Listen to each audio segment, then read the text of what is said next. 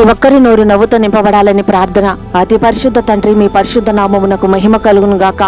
తెలుసో తెలియక కొందరు తమ హృదయమును కఠినం చేసుకొని అనేకమైన కీడులలో పడి చెరసాలలో బంధించబడినట్లుగా బంధింపబడటం వలన ఆ చెరల్లో నుంచి వారు బయటికి రాలేక విడిపించేవారు లేక వారి హృదయం అంతా దుఃఖముతో నిండిపోవడం వలన నవ్వుని ఎంతోమంది మర్చిపోయారయ్యా. అంత మాత్రమే కాకుండా అనారోగ్య పాలైన వారు ఎంతోమంది ఉన్నారయ్యా.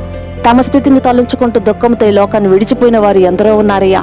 సియోనుకు తిరిగి వచ్చిన వారిని తండ్రి వారి చెరలో నుంచి నీవు రప్పించినప్పుడు వారి నోటి నిండా నవ్వుతో నింపబడినట్లుగా, వారి నాలుక ఆనందంతో నాట్యమాడినట్లుగా, ఎవరైతే చెరలో పడి చిక్కుకున్నారో ఆ చెరలో నుంచి ప్రతి ఒక్కరూ విడిపించబడినట్లుగా ఇట్టి గొప్ప కార్యం వారి ఎడల జరగాలయ్యా.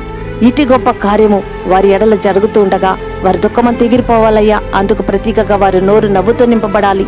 ఇటు గొప్ప కార్యం ప్రతి ఒక్కరి ఎడల జరగాలని యేసుక్రీస్తు నామమున ఈ మనవిని వేడుతున్నాం తండ్రి. ఆమేన్.